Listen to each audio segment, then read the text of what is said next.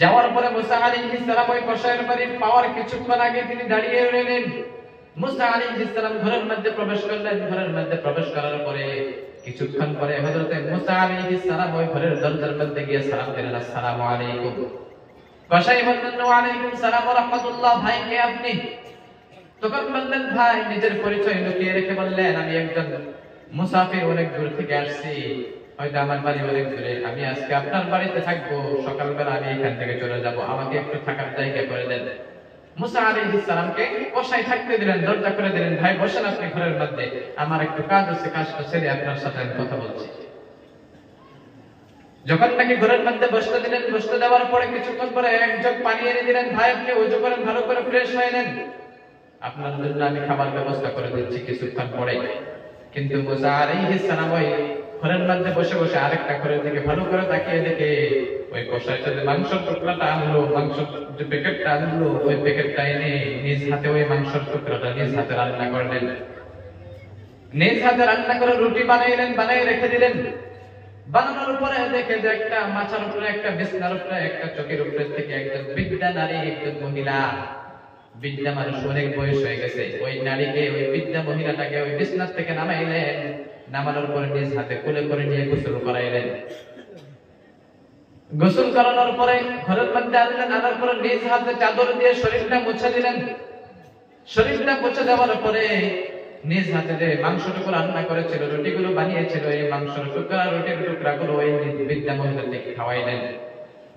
খাওয়ানোর পরে কয়েকটা টুকরা মাংস নিয়ে আর কয়েকটা রুটি নিয়ে মুসা আলাইহিস সালামকে দিলেন, ও মুসাফির ভাই, আপনি এটা খেয়ে নেন, এইটা খেয়ে আপনি ঘুমিয়ে পড়েন, সকালবেলা আপনি আপনার কাজে চলে যাবেন, আর আমি আমার কাজে চলে যাব দোকানের জন্য, আপনি এটা খেয়ে ঘুমিয়ে পড়েন।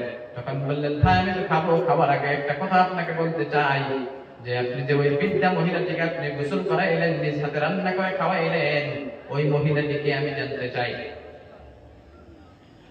ওই কথা শুনে কষাই বললেন, ও মুসাফির ভাই, এই মহিলাটা এমন একজন মহিলা যার এই দুনিয়াতে আমি ছাড়া কেউ নাই, আর এই মহিলা ছাড়া এই দুনিয়াতে আমার আর কেউ নাই। এই মহিলাটা হলো আমার জনম দুঃখিনী মা, বলেন সুবহানাল্লাহ।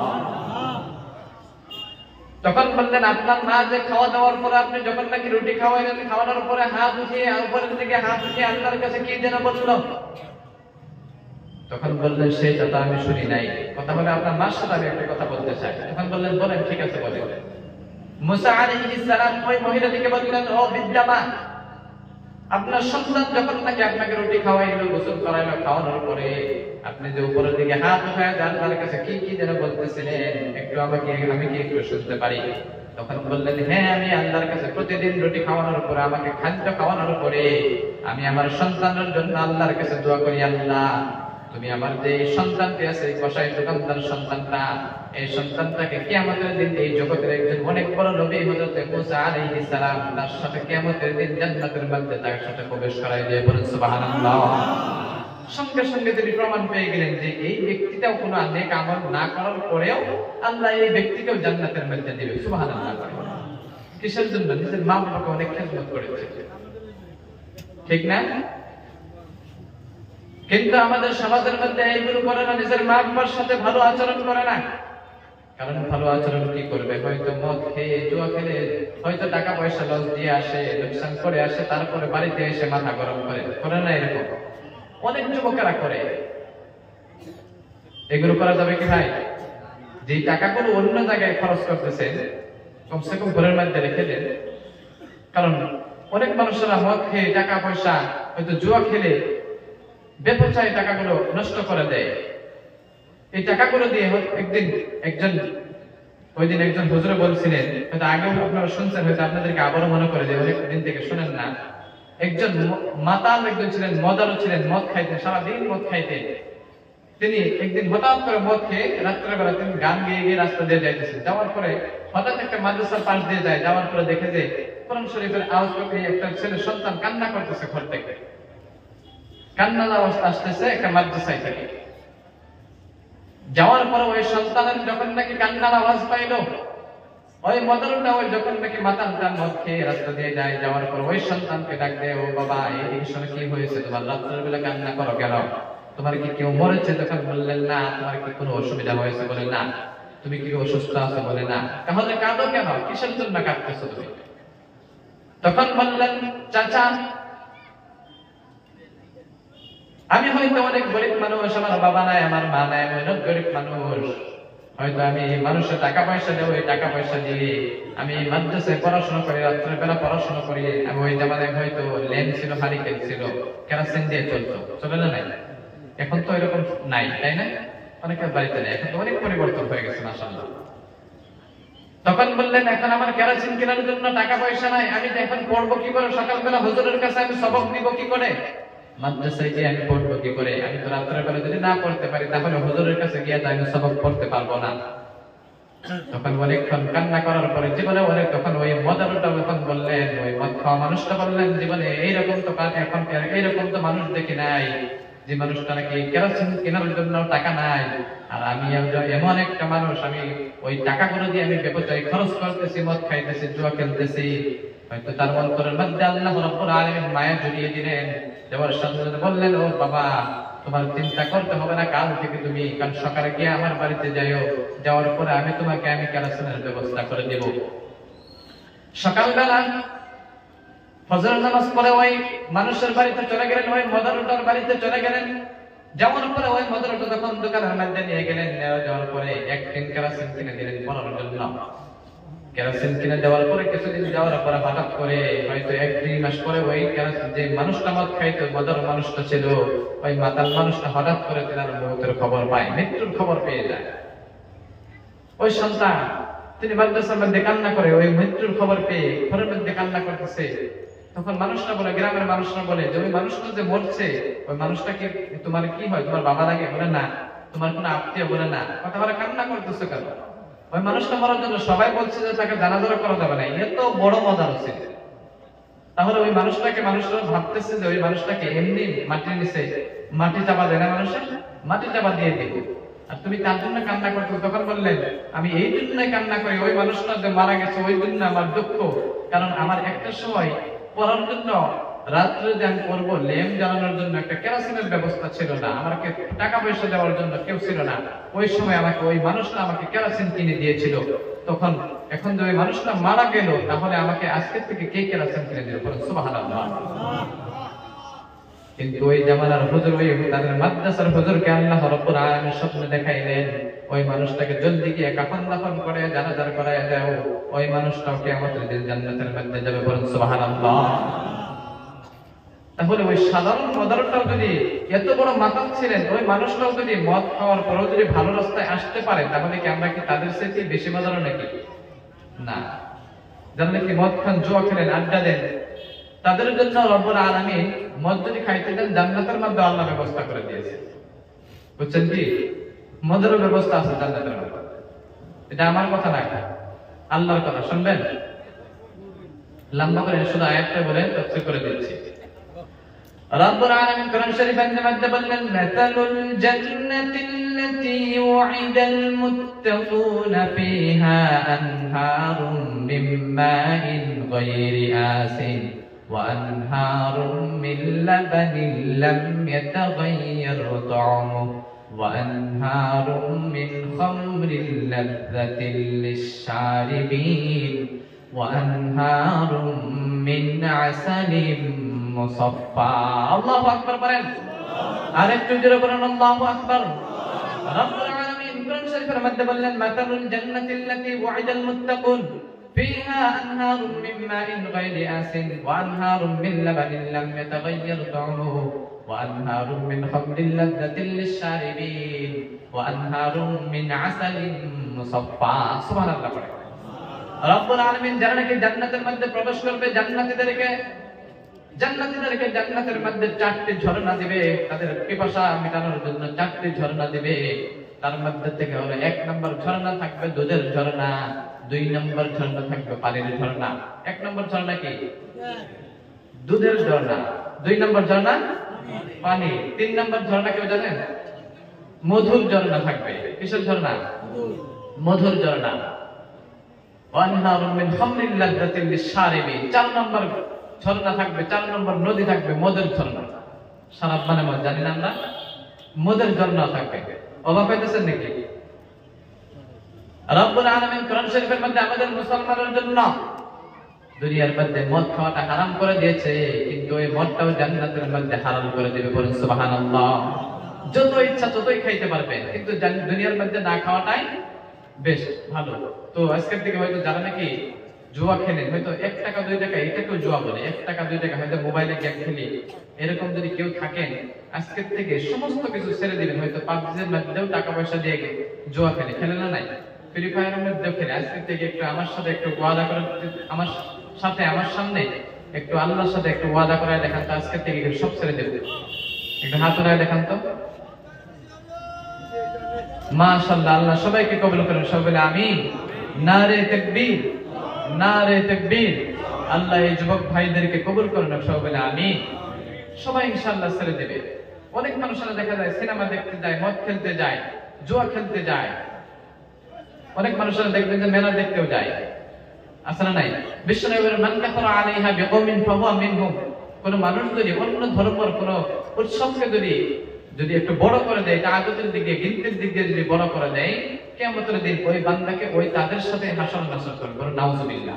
হয়তো কোনো মানুষ যদি হয়তো কোনো দেখতে গেছে, হয়তো কি বলে এটাকে মেলা বলে, মেলা দেখতে গেছে, মেলা উৎসবটা কার? হিন্দুদের না? মেলা দেখতে গেছে কোনো মুসলমান সন্তান, অন্য মানুষ যদি কই যে ওইখানে কি হইতেছে, অনেক মানুষরা বলে যে ওইখানে মেলা হইতেছে, হিন্দুদের মেলা। আপনি যদি কোনো মুসলমান বান্দা ওইখানে থাকে, তাহলে ওই মুসলমানের সঙ্গে সঙ্গে তাদের মানুষের ভিড়টা বেশি করে দিল, মানুষের গন্তিটা বড় করে দিল, তার জন্য কিয়ামতের দিন তাদের সাথে জাহান্নামের মধ্যে তাদেরকে পৌঁছায় দিবে। নাউজুবিল্লাহ পড়ে।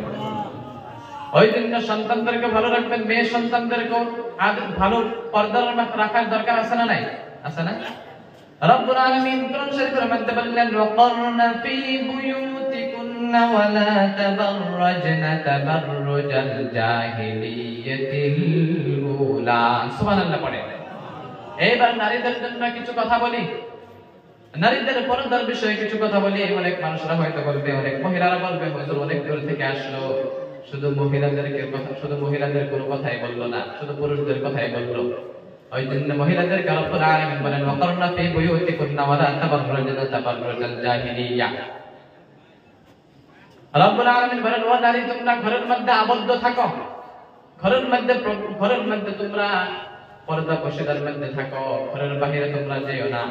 কারণ যখন নাকি তোমাদের প্রয়োজন হবে ওই সময় তোমরা ঘর থেকে বাহির হও, অপ্রয়োজনে তোমরা ঘরের মধ্যে আবদ্ধ থাকা দরকার আছে না নাই? আছে না? আল্লাহর কথা। তোমরা জাহিলি যুগের নারীদের মতো তোমরা নিজের পোশাকে, নিজের চেহারাকে অন্য পুরুষদেরকে দেখিও না।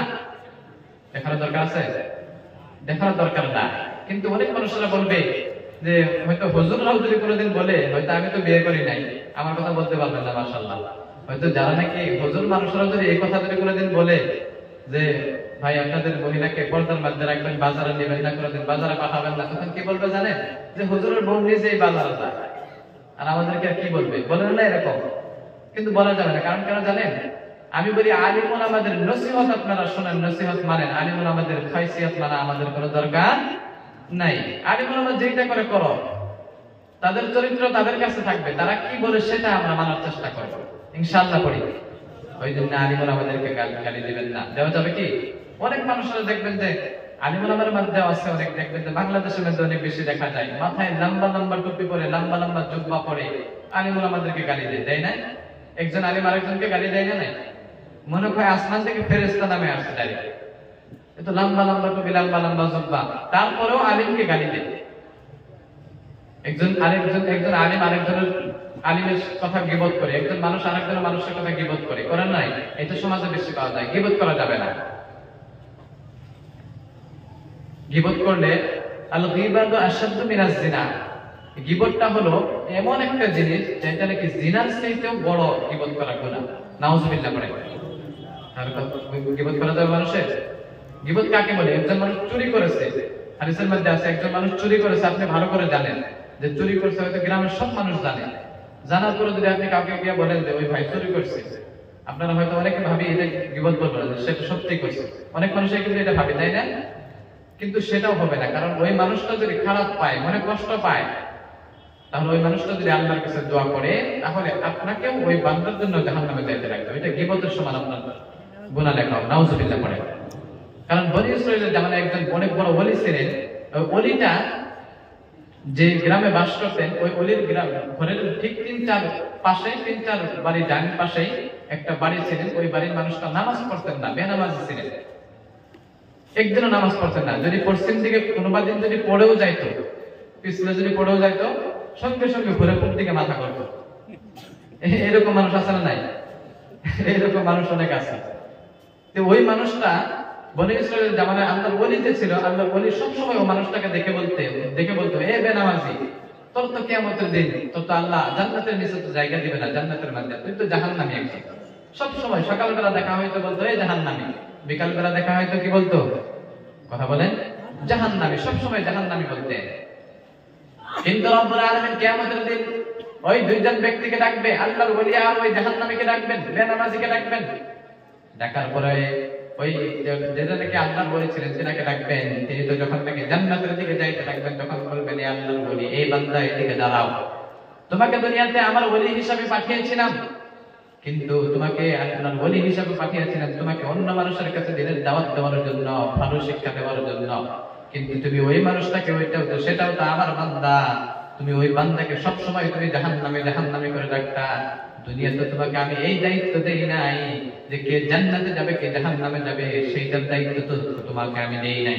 তুমি কেন জাহান্নামে বললা? তার জন্য আজকে তোমার জায়গা হলো জাহান্নামে, আর ওই বেনামাজি মানুষটার জাহান্নামের জায়গা হলো জান্নাতের মধ্যে। বলেন সুবহানাল্লাহ। তাহলে ওই জন্য কারো যদি কোনো বিপদ দেখেন, কোনো জিনিস তার কোনো দোষ দেখেন, বলবেন না। এখন তো হুজুরদের বেশি দোষ দেখা যায়। একজন হুজুর যদি একটু স্পিড যায় রাস্তা দিয়ে, হয়তো হেঁটে হেঁটে যাচ্ছে, একটু যদি স্পিড যায় নামাজের জন্য যাইতেছে, যদি একটু স্পিড যায়, ফট করে একজন মানুষ কি বলবে জানেন? হুজুর দাওয়াত করছে নাকি, এত স্পিড যান কি?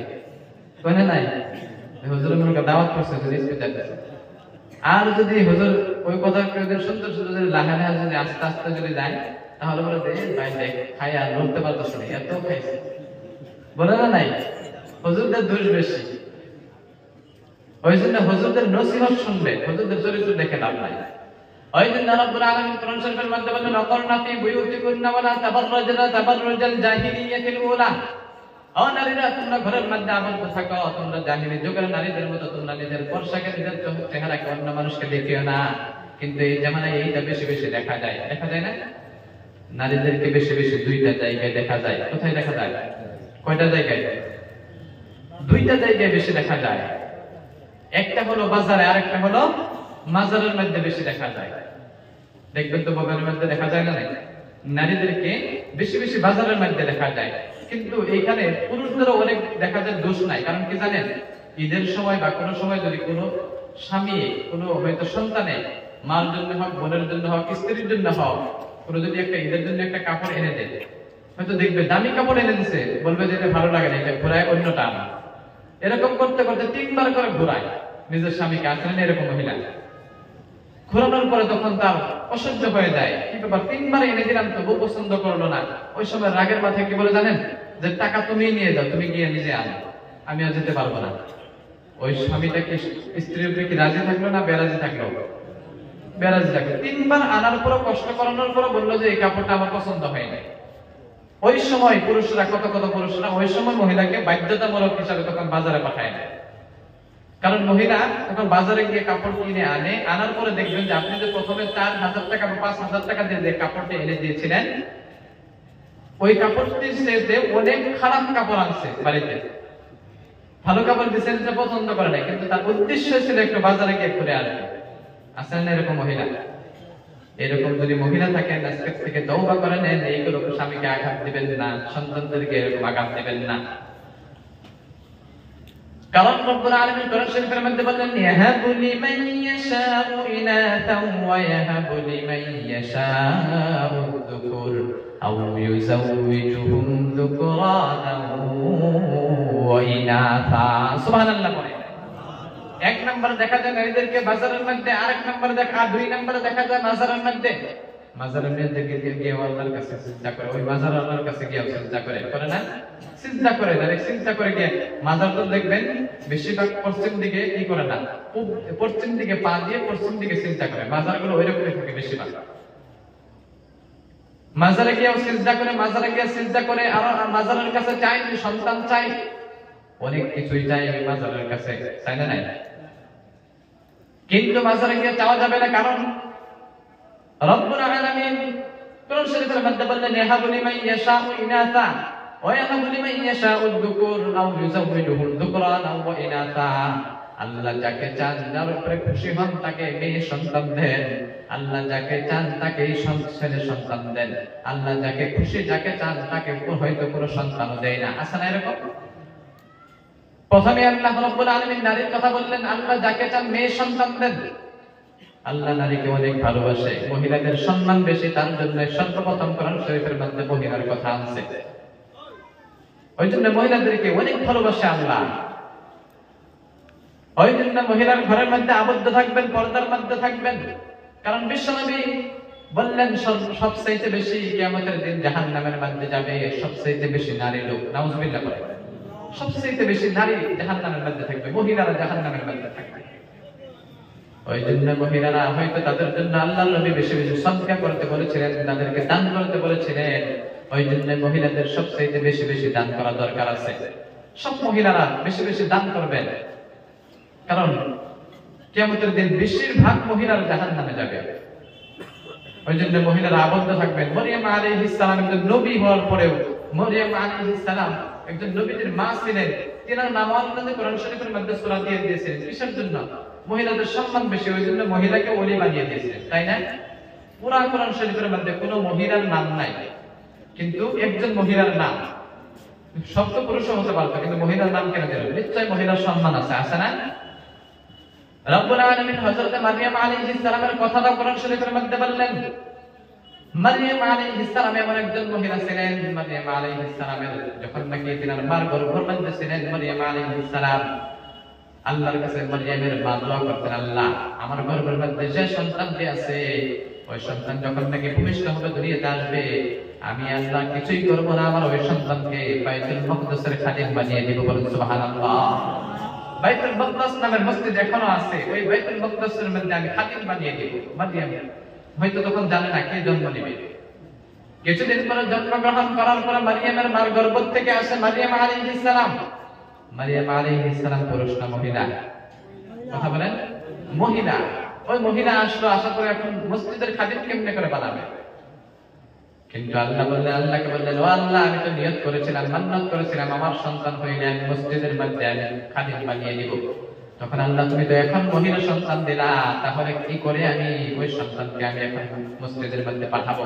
তখন বললেন, এমন একটা তোমার ঘরের মধ্যে সন্তান দিয়েছি, এমন একজন মহিলা দিয়েছি, মারইয়ামকে দিয়েছি। এই মারইয়াম সাধারণ কোনো মানুষ না, দুনিয়ার 10 জন পুরুষও তার সাথে কখনো পাবে না। বলেন সুবহানাল্লাহ। মারইয়াম মহিলাদেরকে অনেক ক্ষমতা দিয়েছে।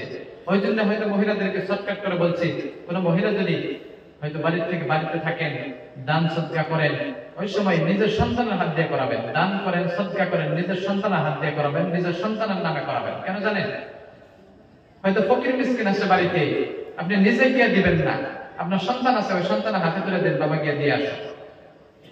কারণ ওই সন্তানকে যদি শত্রুর থেকে এই শিক্ষাটা দিয়ে দেন, তাহলে রব্বুল আলামিন কিয়ামতের দিন এমন তার হয়তো দুনিয়াতে তার এমন জ্ঞান দিবে মাথার মধ্যে, আপনি যখন নাকি মুরব্বী হবেন, মারা যাবেন, বড় হবেন, ওই সন্তান ছোট্টবেলার কথা মনে হবে যে বাবা তো আমার জন্য দান